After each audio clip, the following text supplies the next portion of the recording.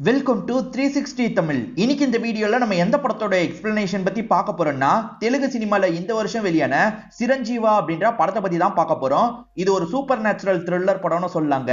இந்த படத்தோட பிளாட்டே ரொம்ப சூப்பரா இருக்கும். கண்டிப்பா உங்க எல்லாருக்குமே பிடிக்கும்னு நம்புறேன். நம்ம ஹீரோக்கு ஒரு ஆக்சிடென்ட் ஆகுது.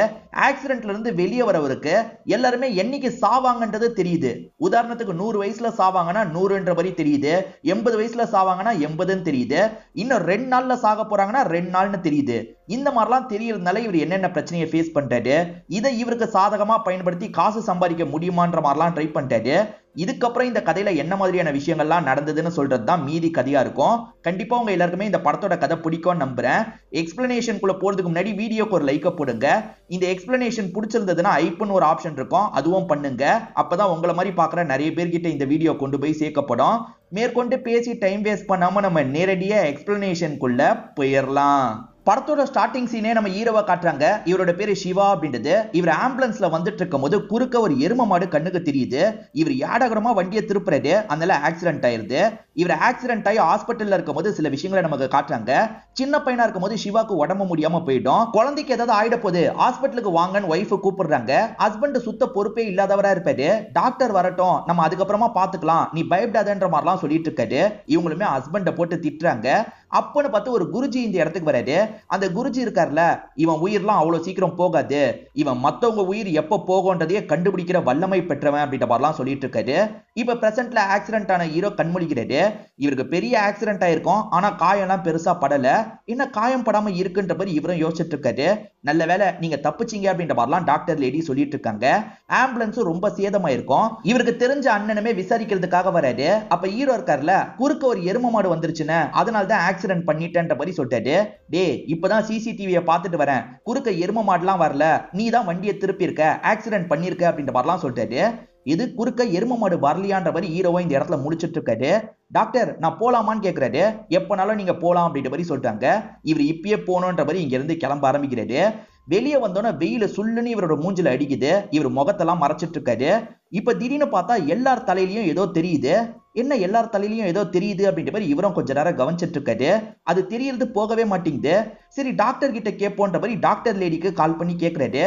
இப்பதானே ஹாஸ்பிட்டலை விட்டு வெளியே போயிருக்கீங்க, இல்யூஷனா இருக்கும், நீங்க அதை நினைச்சு ஃபீல் பண்ணாதீங்க, சரியாயிடும் அப்படின்ற மாதிரி டாக்டர் லேடி சொல்றாங்க. சரி ஓகேன்ற மாதிரி இவரும் ஏத்துக்கிட்டு இங்க இருந்து நடக்க ஆரம்பிக்கிறாரு. ஆனா மண்டையில தெரிஞ்சுக்கிட்டே இருக்கு. அதனால ஒருத்தரை நிறுத்தி பேச ஆரம்பிக்கிறாரு. உங்க மண்டையில ஏதோ தெரியுதுன்னு சொல்லிட்டாரு. அவரும் என்ன தெரியுதுன்ற மாதிரி கேட்டுட்டு இருக்காரு. அப்ப ஹீரோ நடந்து போயிட்டு இருக்க ஒருத்தரை நிறுத்திடுறாரு. இவர் மண்டையில ஒண்ணு தெரியுது தானேன்னு கேக்குறாரு. ஆமா வழுக்க தெரியுதுன்ற மாதிரி அவர் சொல்றாரு. இதனால இந்த நபர் கோவப்படுறாரு. ஏண்டா என் வழுக்கிய வச்சு கிண்டல் பண்றியா அப்படின்ற மாதிரி அடிக்கிறதுக்காக எல்லாம் வராரு. இல்ல சார், உங்க மண்டியில வேற ஏதோ தெரியுதுன்ற மாதிரிலாம் இவர் சொல்லிட்டு இங்க இருந்து கிளம்புறாரு. இப்ப கூட்டத்தை கவனிக்கிறாரு. நிறைய பேரோட மண்டையில அது தெரியுது. எல்லாருக்குமே பச்சை கலர்ல தெரியுது இல்ல, ஒருத்தனுக்கு மட்டும் ரெட் கலர்ல தெரியுது. அவனுக்கு 2 நிமிஷம்ன்ற மாதிரி காட்டுது. அவன் ஏதோ கேம் விளையாடிக்கிட்டே ரோட்ல வந்துட்டு இருக்கான் போல. இவனுக்கு மட்டும் எதுக்காக ரெட் கலர்ல காட்டுதுன்ற மாதிரி பார்த்துட்டு இருக்காரு. பார்த்தா எதிர வர பஸ் இருக்கு பாத்தீங்களா, அவனை அடிச்சு தூக்கிடுது. அவன் ஸ்பாட்லயே இறந்து போயிடுறான். ஓஹோ, சாக போற நாளதான் இது காட்டுது போல அப்படின்ற மாதிரி ஹீரோ இப்பதான் புரிஞ்சுக்க ஆரம்பிக்கிறாரு. இந்த இடத்துல தான் சிரஞ்சீவா அப்படின்ற மாதிரி படத்தோட டைட்டில போடுறாங்க. இப்ப 7 மணி நேரத்துக்கு முன்னாடி நடந்த விஷயத்த காட்டுறாங்க. ஒரு ரவுடி கும்பல் இருக்காங்கல்ல, ஹீரோவை காலி பண்ணும் அப்படின்ற மாதிரி துரத்திட்டு வந்துட்டு இருக்காங்க. ஹீரோ போலீஸ் ஸ்டேஷனுக்கு வந்திருக்காரு. போலீஸுங்க அரெஸ்ட் பண்ணி கூட்டு வராங்களா என்னன்னு தெரியல. உன்னை விட மாட்டோம்டா அப்படின்ற மாதிரி அந்த ரவுடி கும்பல் சொல்லிட்டு இருக்காங்க. போலீஸும் உள்ள வா அப்படின்ற மாதிரி செல்லுல போட்டு இவரை லாக் பண்ணிடுறாங்க. ஆக்சுவலா நிறைய ரவுடிங்க இவரை கொல்றதுக்காக வந்தாங்கல்ல, இதெல்லாம் அங்க இருக்க ஒருத்தன் பார்த்திருப்பான். அண்ணன் நீங்க பெரிய ரவுடி போலியா, உங்க ஸ்டோரியை என்கிட்ட சொல்லுங்கன்ற மாதிரிலாம் கேக்குறான். சலார் லெவலுக்கு பில்டப்லாம் கொடுத்துட்டு இருக்கான். இவருமே என்னோட கதையை சொல்றேன்ற மாதிரி சொல்ல ஆரம்பிக்கிறாரு. நம்ம சிவாவை பொறுத்த வரைக்கும் சின்ன வயசுல இருந்து ரொம்ப வேகமா போவாரு. சைக்கிள் ஓட்டுறாருன்னா செம்ம வேகமா ஓட்டுவாரு. உதாரணத்துக்கு பைக்ல போறவங்களை விட வேகமா இவர் சைக்கிளை ஓட்டுவாரு. என்ன இவ்வளவு வேகமா போறான்ற மாதிரி பைக்ல வரவருமே ஆச்சரியப்படுறாரு. இவரோட அப்பா சுத்த பொறுப்பே இல்லாதவரா இருப்பாரு. எப்ப பாரு சரக்கு தான் அடிச்சிட்டு இருப்பாரு. நம்ம சிவா இருக்காரு பாத்தீங்களா, வீடு வீடா பேப்பர் போடுறது, பால் போடுறது, இந்த மாதிரி வேலை எல்லாம் பண்ண ஆரம்பிச்சிருப்பாரு. பெருசா படிக்கல போல, அதனாலதான் இந்த வேலை எல்லாம் பண்ணிட்டு இருக்காரு. திடீர்னு பார்த்தா நிறைய கடன்லாம் வாங்கி அப்பா ஒரு ஸ்டேஜ்ல இறந்து போயிடுறாரு. கடன் கொடுத்தவங்களாம் வீட்டுக்கு வந்து பிரச்சனை பண்ண ஆரம்பிக்கிறாங்க. என்ன பண்ணுவியோ தெரியாது, நீ தான் வளர்ந்துட்டல, நீ தான் இந்த கடன் எல்லாத்தையும் அடைக்கணும் அப்படின்ற மாதிரிலாம் சொல்றாங்க. நான் எப்படியாவது கடன்லாம் அடைச்சிடுறேன் அப்படின்ற மாதிரி இவருமே சொல்றாரு. நம்ம ஹீரோவும் டெலிவரி ஜாப் பண்ணலான்ற மாதிரி அந்த ஜாப பண்றதுக்காக வராரு. ஆனா அங்க பார்த்தா கே நபர் ஒருத்தர் இருக்காரு. அவர் இவருக்கு செக்ஷுவல் டார்ச்சர்லாம் கொடுக்குறாரு. ஆத்தி இந்த வேலையே வேணாம் அப்படின்ற மாதிரி இவருமே இங்க இருந்து தெரிச்சு ஓடிடுறாரு. இவருக்கு தெரிஞ்ச அண்ணன் இருக்கார்ல, உன் வேகத்துக்குலாம் நீ ஆம்புலன்ஸ் ஓட்டினா கரெக்டா இருக்கும்பா, ஆம்புலன்ஸ்ல நீ நிறைய உயிரை காப்பாத்தலாம், உனக்கு புண்ணியம் கிடைக்கும்ன்ற மாதிரிலாம் சொல்லிட்டாரு. அதுவும் சரிதான், ஆம்புலன்ஸ் ஓட்டலாம், ஆனா அதுக்கு ஆம்புலன்ஸ் வாங்கணுமே, நிறைய காசு தேவையே அப்படின்ற மாதிரிலாம் யோசிக்கிறாரு. யார்கிட்டயாவது கடனா கேட்கலான்னு யோசிக்கிறாரு. இப்ப நமக்கு குணான்னு ஒருத்தரை காட்டுறாங்க. இவர் வட்டியை சரியா தரலன்னு வச்சுக்கோங்களேன், கூட்டு வந்து அடிக்கலாம் செய்வார் போல. ஒரு லேடியோட ஹஸ்பண்டை கூட்டு வந்து அடிச்சிட்டு இருக்காரு. அந்த லேடியும் வட்டி காசு இருக்கு, என் ஹஸ்பண்டை விட்டுருங்கன்ற மாதிரிலாம் கெஞ்சி கேட்கறாங்க. இப்ப குணாவும் அனுப்பி வச்சிடுறாரு. இவர்கிட்ட தான் காசு வாங்குறதுக்காக நம்ம ஹீரோ வந்திருக்காரு. எனக்கு ஆம்புலன்ஸ் வாங்குறதுக்கு சில லட்ச ரூபாய் தேவை அப்படின்ற மாதிரி சொல்லிட்டாரு. வட்டியெல்லாம் கரெக்டா தந்துடணும், வட்டி ஒரு மாசம் தள்ளி போனா கூட உன்னோட உயிரியே எடுத்துருவேன்ற மாதிரிலாம் குணா மிரட்டிட்டு இருக்காரு. அந்த அளவுக்குலாம் போக வேணாண்ணே, நான் கரெக்டா வட்டியை தந்துருவேன்ற மாதிரி சொல்லிட்டாரு. அப்போ ஓகேன்ற மாதிரி இந்த குணாவும் காசை தராரு. நம்ம ஹீரோ வீட்டுக்கு பக்கத்துலயே ஒரு கப்பல் இருக்காங்க. மீரா அசோக் அப்படின்றது தான் இவங்களோட பேரா இருக்கும். வீட்டை எதிர்த்து தான் இவங்க ரெண்டு பேருமே கல்யாணம் பண்ணியிருப்பாங்க. வீட்டோட சப்போர்ட் சுத்தமா இல்ல. இவர் எப்ப பார்த்தாலும் அவங்க கிட்ட சிரிச்சு பேசுவாரு அப்படின்றது நமக்கு தெரிய வருது. ஆம்புலன்ஸ் வாங்கியிருக்க போல அப்படின்ற மாதிரிலாம் கேட்கறாங்க. இப்பதான் நம்ம ஹீரோயினை காட்டுறாங்க. இவங்க பேரு நிஷா அப்படின்றது. இப்ப நிஷா இருக்காங்கல்ல, ஆம்புலன்ஸ் சூப்பரா இருக்கு அப்படின்ற மாதிரிலாம் இவர்கிட்ட பேசிட்டு இருக்காங்க. இவருமே இவங்க கிட்ட ரொமான்ஸ் பண்ணும் அப்படின்ற மாதிரி ரொமான்ஸ் எல்லாம் பண்ணிட்டாரு. இவர் ரொமான்ஸ் பண்ணிட்டு இருக்கும் போது வேலை வந்துருது. பணி என்ன அழைக்குது, நான் போயிட்டு வந்துடுறேன் அப்படின்ற மாதிரி இங்க இருந்து இவரும் வேகமா கிளம்ப ஆரம்பிக்கிறாரு. ஆம்புலன்ஸ் ஓட்டுற வேலை பார்த்துட்டு இருக்காருல, ஒரு வயசான பேஷண்ட் ஏறி இருப்பாரு. சீக்கிரமா போ சீக்கிரமா போன்னு சொந்தக்காரங்களாம் சொல்லிட்டு இருக்காங்க. இதுக்கு மேல எங்க சீக்கிரமா போறது, நான் சீக்கிரமா தான் போறேன்ற மாதிரி சொல்லிட்டாரு. ஒரு ஸ்டேஜ்ல அந்த பேஷண்ட் இறந்து போயிடுறாரு. ஒன் நாள் தாண்டா எங்க ஃப்ரெண்டு இறந்து போனா அப்படின்ற மாதிரி அந்த பெருசுங்கெல்லாம் அடிக்கிறதுக்காக வராங்க. இவரும் தப்பிச்சு ஓடிட்டு இருக்காரு. இவர் இப்படியே வேலை பார்த்துட்டு இருக்கும் போது ஒரு ரவுடி கும்பல் இருக்காங்கல்ல, எங்க அண்ணனுக்கு அடிபட்டுருச்சு, ஹாஸ்பிட்டலுக்கு கூட்டு போனோன்ற மாதிரி சொல்றாங்க. லைட்டாலாம் அடிபட்டு இருக்காது, ஹெவியா அடிபட்டிருக்கும். இவரெல்லாம் போற வழியிலேயே செத்து போயிடுவாருன்ற மாதிரி ஹீரோ சொல்லிட்டாரு. ஏன்டா அபசகுணமா பேசுற, கொண்டு போன்ற மாதிரி இவங்க சொல்றாங்க. இவரும் முடிஞ்ச அளவுக்கு வேகமா கொண்டு வந்து சேர்க்கிறாரு. இன்னும் கொஞ்சம் முன்னாடி வந்திருந்தா நல்லா இருந்திருக்கும், இப்ப சீரியஸா இருக்காருன்ற மாதிரிலாம் டாக்டர் சொல்லிட்டாரு. அண்ணனுக்கு ஏதாவது ஆச்சுன்னா உன்னை விட மாட்டோம் அப்படின்ற மாதிரி அவங்களுமே துரத்திட்டு இருக்காங்க. அதுக்கு பயந்துதான் ஜெயிலுக்குள்ள வந்தன்ற மாதிரி இவர் சொல்லிட்டாரு. அடப்பாவி, அப்ப நீ ரவுடி இல்லையான்ற மாதிரி கதை கேட்கிறவனா இவரை போட்டு திட்டிட்டு இருக்கான். இதே செல்லுல ஒரு சாமியார் மாதிரி ஒருத்தர் இருக்காரு. அவரு ஜண்டா ஜண்டான்ற மாதிரிலாம் மந்திரம் சொல்லிட்டு இருக்காரு. இவர் யாரான்ற மாதிரி ஹீரோவா அந்த பையன் கிட்ட கேக்குறாரு. இந்த ஆளு வந்ததுல இருந்து இப்படிதான் பண்ணிட்டு இருக்கான், போலி சாமியார் போல அப்படின்ற மாதிரி அந்த பையனுமே கிண்டல் பண்ணி பேசிட்டு இருக்கான். ஹீரோவை ஒரு கேங்க துரத்திட்டு வந்தாங்கல்ல, அவங்களோட அண்ணன் சேஃப் ஆயிட்டது தெரிய வருது. அண்ணன் சேஃப் ஆயிட்டாரு, அதனால விட்ரோன்ற மாதிரி இங்க இருந்து கிளம்பிடுறாங்க. இப்ப இவருமே போலீஸை விட சொல்லி கேக்குறாரு. போலீஸுமே சரின்ற மாதிரி இவர் அனுப்பி வச்சிடுறாங்க. இவர் வட்டிக்காக காசெல்லாம் ரெடி பண்ணி பீரோல வச்சிருப்பாரு. அதை எடுக்கலான்னு பார்த்தா காசு காணாம போயிருக்கு. அம்மா கிட்ட கேக்குறாரு. அம்மாவும் பூஜைக்காக அதை நான் யூஸ் பண்ணிட்டேன்ற மாதிரி சொல்றாங்க. எப்ப பாரு உனக்கு பூஜை பூஜை பூஜை தானா, எதுக்குமா இப்படி பண்ண, இப்ப நான் வட்டி காசை கட்டணும், இல்லனா அவன் என்ன எதுனாலும் பண்ணுவான் அப்படின்ற மாதிரி இவர் கோவமா பேசுறாரு. கோவமா பேசினவர் இங்க இருந்து கிளம்பிடுறாரு. பையன் திட்டிட்டு போயிட்டானே அப்படின்ற மாதிரி அம்மா இந்த இடத்துல ஃபீல் பண்றாங்க. இவங்க கையில யமனோட ஒரு போட்டோ இருக்கு. யமனை கூட வழிபடுவாங்க போல. அந்த போட்டோவை பத்தி இவங்க வேண்டிட்டுலாம் இருக்காங்க. அப்படியே கட் பண்ணி நம்ம ஹீரோவை காட்டுறாங்க. இதுதான் ஸ்டார்டிங் சீனா இருக்கும். ஹீரோ ஆம்புலன்ஸ்ல வந்துட்டு இருக்கும்போது குறுக்க எரும மாடு தெரிஞ்சிருக்கும். உண்மையில எரும மாடு இல்ல, இவர் கண்ணுக்கு மட்டும் தெரிஞ்சிருக்கும். அதுக்கப்புறம் தான் ஹீரோக்கு இந்த சூப்பர் பவர் கிடைச்சிருக்கும். இப்பயும் ஹீரோக்கு இந்த பவரை பத்தி தெரியல, அதனால டாக்டர் கிட்ட கேட்போன்ற மாதிரி கிளம்பி ஹாஸ்பிட்டலுக்கு வந்துடுறாரு. இவர் ஹாஸ்பிட்டலுக்கு வரும்போது ஒரு வயசு பையனுக்கு அடிபட்டிருக்கும். அதனால பேரண்ட்ஸ் கொண்டு வந்து ஹாஸ்பிட்டல்ல சேர்க்கிறாங்க. இவர் அவன் தலையை பாக்குறாரு. அவன் இன்னும் உயிர் வாழ போறான்றது இவருக்கு தெரிஞ்சிருது. ஆனா அம்மாக்கு அதெல்லாம் தெரியாதுல்ல, பயங்கர ஃபீலிங்ல இருக்காங்க. அப்ப டாக்டர் வேற என்ன சொல்றாருன்னா, உடனே ஒரு ஆபரேஷன் பண்ணணும், 5% தான் பொழைக்கிறதுக்கு வாய்ப்பு இருக்குன்னு சொல்லிட்டாரு. இதை கேட்ட அம்மா இன்னும் அழ ஆரம்பிக்கிறாங்க. இதை பாக்குற ஹீரோக்கும் கஷ்டமா இருக்கு. சரி, இந்த அம்மாவை நம்ம வேற மாதிரி சமாதானப்படுத்தலாம் அப்படின்ற மாதிரி யோசிக்கிறாரு. அம்மா நீங்க கவலைப்படாதீங்க, நீங்க கடவுள் கிட்ட நல்லா வேண்டுங்க, கண்டிப்பா உங்க பையன் தேறி வந்துருவான்ற மாதிரிலாம் பேசுறாரு. அவன் பொழைச்சிருவான்றது இவருக்கு நல்லா தெரியும். அதனாலதான் இந்த மாதிரிலாம் சொல்லிட்டாரு. அம்மாவும் சரிப்பா, நம்பிக்கையா நீ 4 வார்த்தை சொல்றல, நான் ப்ரே பண்றேன் அப்படின்ற மாதிரி பையனுக்காக ப்ரே எல்லாம் பண்ணிட்டு இருக்காங்க. ஆபரேஷன் நல்லபடியா முடியுது. அந்த பையன் பொழைக்கவும் செஞ்சிடறான். இதனால அம்மா ரொம்ப சந்தோஷப்படுறாங்க. இப்ப பையனை போய் பார்த்துட்டு இருக்காங்க. இதை ஹீரோவும் வெளியே இருந்து கவனிக்கிறாரு. இது மூலியமா நம்ம நிறைய நல்லதெல்லாம் கூட பண்ணலாம் போலியே அப்படின்ற மாதிரி யோசிக்கிறாரு.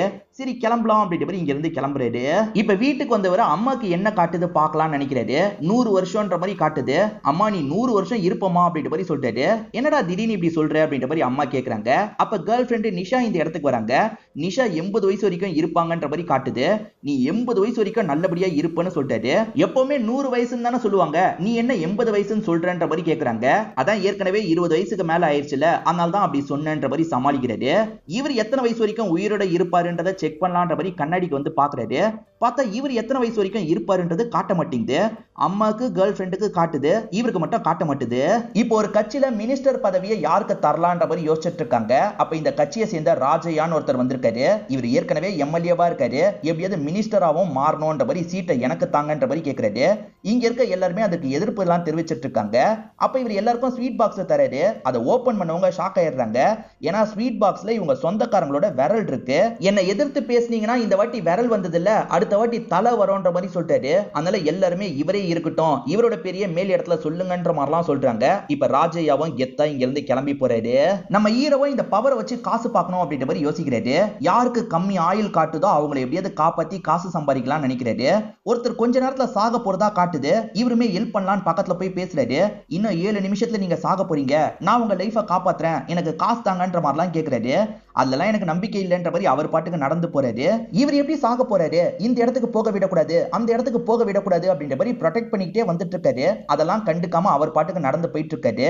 ஹீரோவும் கஷ்டப்பட்டு காப்பாத்தணும்னு நினைக்கிறாரு. தெரியாதனமா அங்க இருக்க ஒரு காவாவோட ஓட்டைக்குள்ள விழுந்து அவர் இறந்து போயிடுறாரு. என்னடா காப்பாற்ற முடியாம போயிருச்சு அப்படின்ற மாதிரி இவரும் யோசிக்கிறாரு.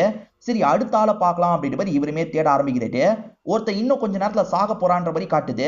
இவருமே அந்த நபரை பிளாக் பண்ணி பேச ஆரம்பிக்கிறாரு. நீ கொஞ்ச நேரத்துல சாக போறன்னு சொல்லிட்டாரு. அதை கேட்கிற அவன் இருக்கான்ல, நீ போலீஸான்ற மாதிரிலாம் கேட்டுட்டு இருக்கான். அப்படி கேட்டுட்டு இருக்கும் போது யாரோ அவனை ஷூட் பண்றாங்க. பொத்துன்னு கீழே விழுந்து இறந்து போயிடுறான். ஆக்சுவலா மிலிட்டரி குரூப் தான் இந்த இடத்துக்கு வந்து ஷூட் பண்ணிருப்பாங்க.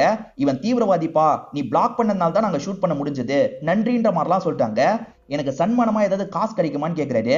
காசெல்லாம் கிடைக்காது, சர்டிபிகேட் தான் தருவோன்ற மாதிரி சொல்லிட்டாங்க. உங்க சர்டிபிகேட் எனக்கு தேவையே இல்லைன்ற மாதிரி சொல்றாரு. இப்ப வேற யாராவது சிக்குவாங்களா அப்படின்னு பாக்குறதுக்காக பார்க்கு கிட்ட வராரு. அங்க ஒரு வயசானவர் கொஞ்ச நேரத்துல சாக போறாருன்ற மாதிரி காட்டுது. இவர் எப்படி சாவாரா இருக்கும், ஒருவேளை தென்னை மரத்துக்கு கீழே இருக்காரு, மரத்துல இருந்து தேங்காய் விழுந்து இறந்து போயிடுவார் போல அப்படின்ற மாதிரி அந்த தேங்காவை பார்த்துக்கிட்டே இருக்காரு. தேங்காய் விழுற மாதிரியே தெரியல. இப்ப டைமும் தாண்டிடுது. தலைவா நீ தான் தப்பிச்சிருக்கன்ற மாதிரி அவரை பக்கத்துல வந்து பார்க்கலாம்னு நினைக்கிறாரு. பார்த்தா அவர் ஹார்ட் அட்டாக்ல ஏற்கனவே செத்து போயிருப்பாரு. அப்ப அந்த டைமுக்கு கரெக்டா எல்லாருமே செத்துறாங்க, நம்மளால தடுக்க முடியாது போல அப்படின்ற மாதிரிலாம் யோசிக்கிறாரு. கவுன்சிலர் எலெக்ஷனுக்காக ஒருத்தர் நிக்க போறாரு. அதனால ஆளுங்க கூட சேர்ந்து பிரச்சாரம் பண்ணிக்கிட்டே வந்துட்டு இருக்காரு. அவரை எதர்ச்சியா ஹீரோ பாக்குறாருல, அவர் 7 நாள்ல சாக போறது தெரிய வருது. இவன் பிரச்சாரம் பண்ற எல்லாமே வேஸ்ட் தான் ஆக போகுது அப்படின்ற மாதிரி ஹீரோவும் புலம்பிக்கிட்டே இங்க இருந்து கிளம்புறாரு. அப்படி பிரச்சாரம் பண்ண நபர் இருக்காருல, ஹீரோனோட அப்பாக்கு நிறைய கடன் தந்திருப்பாரு போல. அவர் அந்த காசை திரும்பி கட்டியிருக்க மாட்டாரு. அதனால என்ன பண்றாருன்னா ஹீரோயின் வீட்டுல இருக்க பொருள் எல்லாத்தையும் வெளியே போட்டுறாரு. சீக்கிரமா காசை தர, அப்படி இல்லைன்னு வச்சுக்கோயேன் என்ன பண்ணுவனே தெரியாது அப்படின்ற மாதிரி ஹீரோயினுக்கு வார்னிங்க தந்துட்டு போயிடுறாரு. இதை பத்தி எல்லாம் ஹீரோக்கு தெரிய வருது. ஹீரோ இருக்காருல, நான் இந்த ப்ராப்ளத்தை சால்வ் பண்றேன், என் கூட வான்ற மாதிரி சொல்லிட்டாரு. இப்ப இவங்களும் சரின்ற மாதிரி ஹீரோ கூட வந்துடுறாங்க. நீ இங்கேயே வெயிட் பண்ணு, நான் மட்டும் போய் பேசிட்டு வரேன்ற மாதிரி இவர் மட்டும் உள்ள வந்துடுறாரு. கவுன்சிலர் எலெக்ஷன்ல நிக்க போறவர்கிட்ட பேசுறதுக்காக தான் வந்திருக்காரு. எனக்கு ஒரு பிரச்சனை இருக்கு, ஒரு 20 லட்சம் ரூபாய் கிட்ட தேவை, அந்த 20 லட்சம் ரூபாய் தந்தீங்கன்னு வச்சுக்கோங்களேன், உங்களுக்கு 25 லட்சம் ரூபாய் நான் தந்துடுறேன், ஏன்னா எனக்கு வேற ஒரு இடத்துல இருந்து காசு வரணும் அப்படின்ற மாதிரி சொல்லிட்டாரு. நீ சொல்றது எப்படி நம்புறது, நம்ப மாட்டேன் அப்படின்ற மாதிரிலாம் இவர் சொல்லிட்டாரு. நம்பி தாங்க, நான் கண்டிப்பா காசை தந்துருவேன்ற மாதிரிலாம் இவர் பேசிட்டு இருக்காரு. நீ மட்டும் சொன்ன தேதிக்குள்ள காசை தரலன்னு வச்சுக்கோ, உன் வீடுல இருந்து எல்லாத்தையும் நான் புடுங்கிடுவேன், ஓகேவா, டாக்குமெண்ட்ல சைன் பண்றியான்ற மாதிரி கேட்கிறாரு. நம்ம ஹீரோவும் சரின்ற மாதிரி ஏத்துக்கிறாரு. ஆனா நம்ம ஹீரோ ஒரு இடத்துல செக் வைக்கிறாரு. அது என்னன்னா 8 நாள்ல உங்களுக்கு நான் காசை திரும்பி தந்துருவேன், உங்க கிட்ட மட்டும் தான் நான் காசை தருவேன், நீங்க இல்லைன்னு வச்சுக்கோங்க மத்தவங்க கிட்ட எல்லாம் நான் காசை தரமாட்டேன்ற மாதிரி சொல்லிட்டாரு.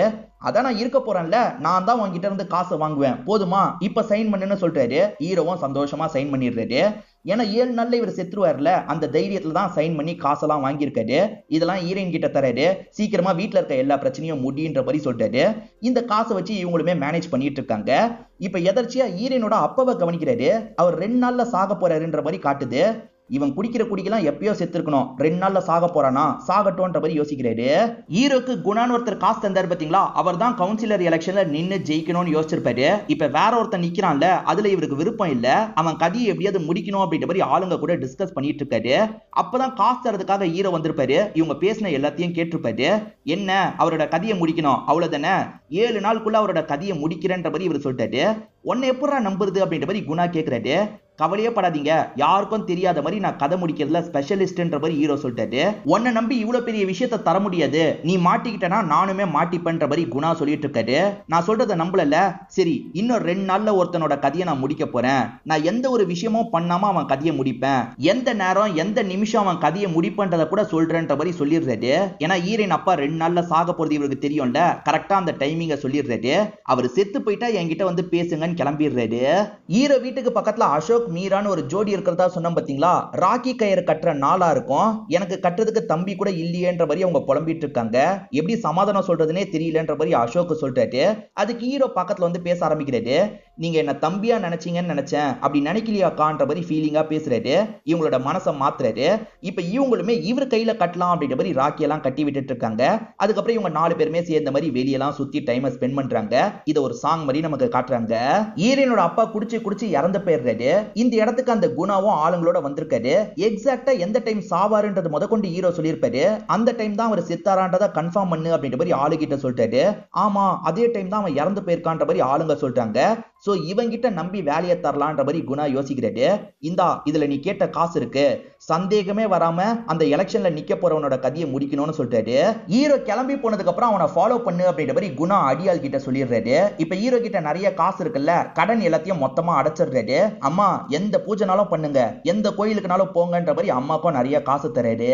ஹீரோ வீட்டுல இருக்கும் போது அந்த குணாவோட ஆளு எட்டி எட்டி பார்த்துட்டு இருக்கான். ஓஹோ நம்மள வாட்ச் பண்றாங்க போல, நம்ம ஏதாவது பண்ற மாதிரி பாவலா காட்டணும் அப்படின்ற மாதிரி இவரும் யோசிக்கிறாரு.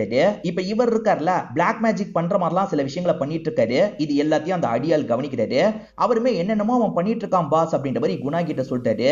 இந்த சமயம் அந்த கவுன்சிலர் கேண்டிடேட் இருக்காரு பாத்தீங்களா, ஒரு பொண்ணு கூட ஜாலியா டான்ஸ் பண்ணிட்டு இருக்காரு. அந்த பொண்ணு கூட ஒன்னா இருக்கிறதுக்காக சில மாத்திரை மருந்தெல்லாம் எடுத்திருப்பாரு. இப்ப பாத்ரூம் யூஸ் பண்றதுக்காக வந்தவருக்கு நெஞ்செல்லாம் அடிக்க ஆரம்பிக்குது. ஒரு ஸ்டேஜ்ல உண்மையிலேயே செத்து போயிடுறாரு. நமக்கு ராஜையான்னு ஒரு எம்எல்ஏவை காமிச்சாங்கல்ல, அந்த கட்சியை சேர்ந்தவரா தான் இறந்து போனவர் இருப்பாரு. அதனால ராஜையாவும் மாலை போடுறதுக்காக வந்திருக்காரு. அங்க இருக்க குணா இருக்காருல, இவர்கிட்ட பேசி எப்படியாவது சீட்டை வாங்கிடணும் அப்படின்ற மாதிரிலாம் யோசிச்சுட்டு இருக்காரு. அதை பத்தி பேசலாம் நினைக்கிறதுக்குள்ள ராஜையா கிளம்பிடுறாரு. இப்ப கொஞ்ச நேரத்துல ஹீரோ இந்த இடத்துக்கு வந்துடுறாரு. நான் சொன்னதை பண்ணிட்டேன்ல, ஓகே தானே அப்படின்ற மாதிரி கேட்கிறாரு. சூப்பர்ரா, எனக்கு யாராவது இந்த விஷயத்த பண்ணி என் கதையை முடிச்சிடக்கூடாது, நான் சேஃபா தானே இருப்பேன், என்ன ப்ரொடெக்ட் பண்றியான்ற மாதிரி கேட்கிறாரு. ஹீரோவும் இவர் எத்தனை வருஷம் உயிரோட இருப்பாருன்றதை பாக்குறாரு. 70 வயசு கிட்ட காட்டுது. 70 வயசு வரைக்கும் நீ உயிரோட தான் இருப்ப, பிரச்சனை இல்லைன்ற மாதிரி ஹீரோ சொல்லிட்டு போறாரு. இப்ப ஹீரோயின் மார்க்கெட்ல காய்கறி எல்லாம் வாங்கிட்டு இருக்காங்க. இது ஹீரோவோட லவ்வர்னு தெரியாம அந்த குணாவோட ஆளுங்க சைட் அடிச்சிட்டு இருக்காங்க. அப்ப ஹீரோ இந்த இடத்துக்கு வந்துடுறாரு. வந்தவர் மந்திரம் பண்ற மாதிரிலாம் கைய வச்சிட்டு இருக்காரு. இத பாக்குறவங்களுக்கு பயம் வந்துருது, நம்மள ஏதாவது பண்ணிட போறான் அப்படின்ற மாதிரி வேகமா இங்க இருந்து ஓடிடுறாங்க. இவங்க ஓடினதை ஹீரோயின் கவனிச்சிருப்பாங்க. எப்படி அவங்க ஓடினாங்கன்னு ஹீரோ கிட்ட கேக்குறாங்க. அதெல்லாம் அப்படிதான் அப்படின்ற மாதிரி இவரும் சொல்றாரு. இவங்க 2 பேர் வீட்டுக்கு வரும்போது அசோக் வெளியூருக்கு கிளம்பிட்டு இருக்காரு. பிசினஸ் மீட்டிங்காக கிளம்பிட்டு இருக்காரு. இப்பதான் தலையை நல்லா ஹீரோ கவனிக்கிறாரு. பார்த்தா 2 நாள் இவர் சாக போறாரு அப்படின்ற மாதிரி காட்டுது. இப்ப பக்கத்துல இருக்க அவரோட ஒய்ஃப் மீராவை பாக்குறாரு. 65 வயசு வரைக்கும் இவங்க உயிர் வாழ போறாங்கன்ற மாதிரி காட்டுது. இவர் 2 நாள்ல சாக போறாருல, அதனால எப்படியாவது இவர் போறதை தடுக்கணும்ன்ற மாதிரி ஹீரோ பேசுறாரு. நீங்க இல்லாம அண்ணி கஷ்டப்படுவாங்கல்ல, அதனால கேன்சல் பண்ணுங்கன்ற மாதிரிலாம் சொல்றாரு. இல்ல சிவா, கேன்சல் பண்ண முடியாது, அண்ணியை நீ பாத்துக்கோ அப்படின்ற மாதிரி இங்க இருந்து கிளம்பிடுறாரு. ஐயோ போறவரு சாக போறாரு, என்ன பண்றது அப்படின்ற மாதிரிலாம் இவரும் இந்த இடத்துல ஃபீல் பண்ணிட்டு இருக்காரு. அப்படியே 2 நாள் ஓடிடுது. அவர் இறந்து போயிட்டாருன்ற மாதிரி பாடி மட்டும் இந்த இடத்துக்கு வந்திருக்கும். அவரோட ஒய்ஃபான மீரா இருக்காங்கல்ல, ஃபீல் பண்ணி அழுதுட்டு இருக்காங்க. இவரும் சோகமா அந்த இடத்துக்கு வந்து நிக்கிறாரு. திடீர்னு மீரா உள்ள போயிருப்பாங்க. உள்ள போனவங்க என்ன பண்றாங்கன்னா தூக்கு மாட்டி இறந்து போயிடுறாங்க. அச்சோ இவ்வளவு இறந்து போயிட்டாலே அப்படின்ற மாதிரி எல்லாருமே ஃபீல் பண்ணிட்டாங்க. இவங்க 65 வயசு வரைக்கும் உயிர் வாழ்வாங்கன்ற மாதிரி தானே நமக்கு காட்டுச்சு, இவங்க என்ன இறந்து போயிட்டாங்க, அப்ப விதியை மாத்த முடியும் போல அப்படின்ற மாதிரி இவருமே இந்த இடத்துல யோசிக்க ஆரம்பிக்கிறாரு. அவங்க இறந்து போனாங்கல்ல, அதை விட்டு வெளியே வர முடியாம ஹீரோ ரொம்ப கஷ்டத்துல இருக்காரு. இதை புரிஞ்சுக்கிட்ட அம்மாவும் ஹீரோனும் சேர்ந்த மாதிரி இவருக்கு சமாதானம் எல்லாம் சொல்லிட்டு இருக்காங்க. அப்பதான் தெரிஞ்ச அண்ணன் இந்த இடத்துக்கு வந்திருக்காரு. ஒரு இடத்துக்கு அவசரமா பிளட்டை கொண்டு போனோம், பாம்பே பிளட்டுப்பா, அங்கெல்லாம் கிடைக்கல, அதனால தான் கொண்டு போனோம், நீ தானே வேகமா ஓட்டுவ, அதனால தான் ஹெல்ப் கேட்டு வந்திருக்கான்னு சொல்லிட்டாரு. இதுல என்னென்ன இருக்கு, நான் பண்றேன்ற மாதிரி இவரும் ஏத்துக்கிறாரு. இப்ப ஹீரோ செம்ம வேகமா அந்த ஊருக்கு வந்துட்டு இருக்காரு. கரெக்டான டைம்குள்ள வந்துடுறாரு போல. ஆனா இவர் வந்த வேகத்துல வண்டி கொஞ்சம் டேமேஜ் ஆயிருது. அண்ணன் வண்டி கொஞ்சம் டேமேஜ் ஆயிடுச்சு அப்படின்ற மாதிரி சொல்லிட்டாரு. ஒன்னும் பிரச்சனை இல்ல சிவா, வண்டி அங்கேயே விட்டுரு, நீ மட்டும் கிளம்பி வந்துக்கோன்ற மாதிரி சொல்லிட்டாரு. சரி ஓகேன்ற மாதிரி சிவாவும் ஏத்துக்கிறாரு. பஸ்ஸுக்காக வெயிட் பண்றாரு. ஆனா பஸ் எல்லாத்தையும் எரும மாடுங்க பிளாக் பண்ணி வச்சிருக்கு. அதனால பஸ் வரவே மாட்டேங்குது. அதனால ஒரு பெரியவர்கிட்ட லிஃப்ட் மாதிரி கேட்டு இவர் கிளம்ப ஆரம்பிக்கிறாரு. பஸ் ஸ்டாப்புக்கு கொண்டு போய் விடுங்கன்னு தான் சொல்லியிருப்பாரு. ஆனா அந்த பெரியவர் ஒரு கோயில் கிட்ட விட்டுட்டு போயிடுறாரு. இயற்கையே இவரை இந்த கோயில் கிட்ட வர வைக்கிறதுக்கு சில விஷயங்கள்லாம் பண்ணுது அப்படின்ற மாதிரி நமக்கு காட்டுறாங்க. இந்த இடத்துல எரும மாடி இவரை கிராஸ் பண்ணி போகுது. சரி கோயிலுக்குள்ள போய் தான் பாப்போமே அப்படின்ற மாதிரி இவர் கோயிலுக்குள்ள வந்துட்டு இருக்காரு. யமனுக்காக சில கோயில் தான் இருக்கும். அதுல ஒரு கோயிலுக்குள்ள தான் இவர் வந்திருக்காரு. அங்க ஒருத்தர் எல்லாருக்குமே பிரசங்கம் மாதிரிலாம் சொல்லிட்டு இருக்காரு. யமனை பொறுத்த வரைக்கும் கரெக்டா எப்போ உயிர் எடுக்கணுமோ அப்பதான் எடுப்பாரு, ரொம்ப அக்யூரேட்டா எடுப்பாரு அப்படின்ற மாதிரிலாம் சொல்றாரு. இதுக்கு ஒரு கதையை நான் சொல்றேன் அப்படின்ற மாதிரி இங்க உட்காந்துட்டு இருக்கவங்களுக்கு எல்லாம் ஒரு கதையை சொல்ல ஆரம்பிக்கிறாரு. ஒரு பஸ்ல நிறைய பேர் சேர்ந்த மாதிரி டிராவல் எல்லாம் பண்ணிட்டு இருக்காங்க. அப்ப திடீர்னு பார்த்தா பஸ்ஸுக்கு முன்னாடி மின்னல் அடிச்சுக்கிட்டே இருக்கு. என்ன அடிச்சுக்கிட்டே இருக்கு, அப்படியே பின்னாடி போலான்ற மாதிரி டிரைவர் ட்ரை பண்றாரு. பின்னாடி மின்னல் அடிக்க ஆரம்பிக்குது. என்ன ரெண்டு பக்கமும் மின்னல் அடிக்குது அப்படின்ற மாதிரி இவர் பயந்துட்டு இருக்காரு. அப்ப அங்க இருக்க ஒரு பெரியவர் இருக்கார்ல, விதி இங்க இருக்க யாரையோ ஒருத்தரை கொண்டு போகணும்னு முடிவு பண்ணி வந்திருக்கு போல. நம்ம யாராவது ஒருத்தர் இறந்து போனாதான் மத்த எல்லாருமே தப்பிக்க முடியும். விதி யாரை குறி வச்சிருக்குன்றது நமக்கு தெரியல. அதனால பஸ்ஸை விட்டு எல்லாரும் ஒவ்வொருத்தரா இறங்கி போய் நிப்போம். யாரை கொண்டு போகணும்னு நினைக்குதோ அவங்கள கொண்டு போய்கிட்டோம் அப்படின்ற மாதிரி பெரியவர் சொல்றாரு. இந்த மாதிரி ஒவ்வொருத்தரா அந்த இடத்துல போய் நிக்கிறாங்க. அவங்கள அந்த இடி எதுவுமே பண்ண மாட்டேங்குது. அவங்க சேஃபா திரும்பி உள்ள வந்துடுறாங்க. இப்படி பஸ்ல இருக்க எல்லாரும் பண்ணிட்டாங்க. கடைசியா ஒருத்தர் தான் இருக்காரு. அவரு நான் போக மாட்டேன், எனக்கு குழந்தை குட்டிலாம் இருக்கு, விட்டுருங்க விட்டுருங்கன்னு கேட்கிறாரு. எங்களுக்குலாம் குழந்தை குட்டி இல்லையா, முதல்ல நீ போன்ற மாதிரிலாம் சொல்றாங்க. ஒரு ஸ்டேஜ்ல அவரும் ஏத்துக்கிட்டு அந்த இடத்துல போய் நிக்கிறாரு. சரி அவர் மேலதான் மின்னல் இடிக்கும்னு பார்த்தா மின்னல் பஸ் மேல இடிச்சிருது. பஸ்ல இருக்க எல்லாருமே எரிஞ்சு போய் செத்து போயிடுறாங்க. அதாவது விதி இவரை தவிர எல்லாரையும் சாவடிக்கணும்ன்றதுக்காக தான் வந்திருக்கோம். அதே மாதிரி சாவடிச்சிருது. எக்ஸாக்டா எந்த டைம்ல சாவணுமோ அந்த டைம்ல தான் யமதர்மர் கூட்டிட்டு போவாரு. யமதர்மர் ஒருத்தவங்க நல்லவங்கன்னு ஃபீல் பண்ணாங்கன்னா அவங்களுக்கு திரும்பியும் வாய்ப்புலாம் தருவாரு அப்படின்ற மாதிரிலாம் இந்த பெரியவர் பேசிட்டு இருக்காரு. அப்ப கூட்டத்துல நிக்கிற ஹீரோவை பாக்குறாரு. இவருக்கு ஒரு சக்தி இருக்குன்றத அந்த பெரியவர் புரிஞ்சுக்கிறாரு. ஹீரோக்கு வந்து தின்னூர்லாம் வச்சு வர்றாரு. நீ அந்த யமனால தேர்ந்தெடுக்கப்பட்டவன்ற மாதிரி சொல்றாரு. இவருக்கு நம்ம கிட்ட இருக்க பவரை பத்தி தெரிஞ்சிருக்கு அப்படின்றது ஹீரோக்கும் புரியுது. ஹீரோ அந்த பவரை எப்படி யூஸ் பண்றதுனே தெரியலன்ற மாதிரி சொல்றாரு. நல்லவங்க யார் உயிரையும் போக விடாம காப்பாத்துறது தான்ப்பா உனக்கு வந்திருக்க வேலை. அவங்கள காப்பாத்துறதுக்கு எவ்வளவு ட்ரை பண்ண முடியுமோ அவ்வளவு ட்ரை பண்ணு. ஒரு கெட்டவங்கள என்ன பண்ணாலும் சரி காப்பாத்த முடியாது, ஆனா நல்லவங்கள காப்பாத்த முடியும்னு சொல்றாரு. குணாவை பொறுத்த வரைக்கும் சீட்டு வாங்கணும்னு நினைச்சாரு பாத்தீங்களா, அதனால அந்த எம்எல்ஏவை பாக்குறதுக்காக வெயிட் பண்றாரு. எம்எல்ஏ இப்ப பிஸியா இருக்காரு, எல்லாருமே கிளம்புங்க அப்படின்ற மாதிரி அசிஸ்டன்ட் அனுப்பி வச்சிடுறாரு. இப்ப ஹீரோ இருக்காருல, லவ்வர் கூட வெளியே பர்ச்சேஸ் பண்றதுக்காக வந்திருப்பாரு. அங்க இருக்க ஒரு கூட்டத்தை பார்த்து ஷாக் ஆயிடுறாரு. 7 நாள்ல அவங்க எல்லாருமே சாக போறாங்கன்ற மாதிரி காட்டுது. 7 நாள் இல்ல 4 நாள்ல சாக போறாங்கன்ற மாதிரி காட்டுது. 4 நாள் கழிச்சு நீங்க எங்க போறதா பிளான் வச்சிருக்கீங்க சொல்லுங்கன்ற மாதிரி இவர் கேக்குறாரு. ஒரு மீட்டிங்க்கு போற மாதிரி பிளான் இருக்குன்ற மாதிரி சொல்லிட்டாங்க. அந்த மீட்டிங்ல தான் ஏதோ ஆக போகுது அப்படின்றது இவருக்கு தெரிஞ்சிருது. நமக்கு ஒரு எம்எல்ஏவை காட்டுவாங்கல்ல, அவர் நடத்துற மீட்டிங்ல தான் ஏதோ ஆக போகுதுன்றது இவருக்கு தெரிய வருது. அந்த மீட்டிங் நடக்கிறதுக்கு பிளான்லாம் போயிட்டு இருக்கு பாத்தீங்களா, அங்க என்ன நடக்கும் அப்படின்ற மாதிரி இவர் யோசிச்சுட்டு இருக்காரு. இவரால யோசிச்சு ஒரு முடிவுக்கு வர முடியல. அதனால போலீஸ் கிட்ட சொன்னா அவங்க பாதுகாப்பு தருவாங்க, காப்பாத்திரலான்ற மாதிரி யோசிக்கிறாரு. இப்ப போலீஸ் ஸ்டேஷனுக்கு வந்து இவங்க கிட்ட விஷயத்த சொல்லிட்டாரு. அங்க ஒரு அசம்பாவிதம் நடக்க போது, நிறைய பேர் சாக போறாங்கன்னு சொல்லிட்டாரு. அதெல்லாம் எப்படா உனக்கு தெரியும், அதை முதல்ல சொல்லுன்ற மாதிரி போலீஸுங்க லாக் பண்றாங்க. இவருக்கு என்ன சொல்றதுன்னு தெரியல. இவருமே பயத்துல இங்க இருந்து வேகமா கிளம்பிடுறாரு. இப்ப இவர் இருக்கார்ல, நம்ம பாம் இருக்குன்ற மாதிரி போலீஸ்க்கு சொல்லலாம், போலீஸ் கொஞ்சம் பாதுகாப்பு தருவாங்க, இல்ல மீட்டிங்கே கேன்சல் பண்ணிடுவாங்கன்னு யோசிக்கிறாரு. பாம் இருக்குன்ற மாதிரிலாம் மிரட்டி வருறாரு. இதனால இவங்களுமே அந்த மீட்டிங்கே கேன்சல் பண்ணலான்ற மாதிரி யோசிக்கிறாங்க. அந்த இடத்துல பாம் வைக்கிற மாதிரி பிளான் போயிட்டு இருக்கு போல, அதனால மீட்டிங்கே நீங்க கேன்சல் பண்ணிக்கோங்கன்ற மாதிரி கால் பண்ணி அந்த எம்எல்ஏ கிட்ட சொல்லிட்டாங்க. எம்எல்ஏவும் என்ன நடக்குது அப்படின்ற மாதிரிலாம் இந்த இடத்துல பயங்கரமா ஷாக் ஆயிட்டு இருக்காரு. இப்ப நமக்கு குணாவை காட்டுறாங்க. போன விஷயம் என்னாச்சுன்னு குணாவோட அசிஸ்டன்ட் கேக்குறாரு. இந்த குணா யோசிச்சு பாக்குற மாதிரி ஒரு விஷயத்தை நமக்கு காட்டுறாங்க. ஆக்சுவலா குணா இருக்கார்ல, ரெஸ்ட் ரூம் யூஸ் பண்ணலாம் ரெஸ்ட் ரூம் குள்ள வந்திருப்பாரு. இவர் போயிட்டாருன்னு நினைச்சு எம்எல்ஏ ஆளுங்க கூட பேசிக்கிட்டே வந்துட்டு இருக்காரு. அந்த எம்எல்ஏ தான் திட்டமிட்டு சாவடிக்கணும்ன்ற மாதிரி ஒரு சதி பண்ணிருப்பாரு. என்னன்னு பாத்தீங்கன்னா, எம்எல்ஏக்கு வந்து பலி கொடுத்தா நல்லது நடக்கும்ன்ற மாதிரிலாம் ஒரு நம்பிக்கை இருக்கும். நிறைய பேரை பலி கொடுக்கணும், அது மூலியமா நான் எலெக்ஷன்ல ஜெயிப்பேன்ற மாதிரிலாம் ஆளுங்க கிட்ட பேசிட்டு இருக்காரு. இவரே அந்த இடத்துல பாம்பை வச்சு வெடிக்கிறது மூலியமா எல்லாரையும் சாவடிக்கலான்னு திட்டம் போட்டுட்டு இருக்காரு. எல்லாத்தையும் பாத்ரூம்குள்ள இருந்து இவர் கேட்டுட்டு இருக்காரு. சட்டுன்னு இவர் சவுண்ட் போடுறாரா, பாத்ரூம்ல யாரோ இருக்காங்கன்னு எம்எல்ஏ சுதாரிக்கிறாரு. இவரும் எதுவும் தெரியாத மாதிரி சாதாரணமா வந்து நிக்கிறாரு. இவன் ஏதாவது கவனிச்சிருப்பானான்னு எம்எல்ஏ யோசிக்கிறாரு. ஆனா இவர் கவனிக்காத மாதிரி நடிச்சிட்டு இருக்காருல. எனக்கு சீட்டு வேணும், அதை கேட்கறதுக்காக தான் வந்தேன்னு சொல்றாரு. சீட்டு தானே, யோசிச்சு சொல்றேன் கிளம்புன்ற மாதிரி அனுப்பி வச்சிருப்பாரு. இப்ப பிரசன்ட்ல எம்எல்ஏவோட பிளான் கேன்சல் ஆயிருச்சுல, அதுக்கு காரணம் கண்டிப்பா அந்த குணா தான் அப்படின்ற மாதிரி குணா வர வச்சிடுறாரு. நீ தானே பிளானை லீக் பண்ண, ஒழுங்கு மரியாதையா சொல்லுன்ற மாதிரி கேட்கிறாரு.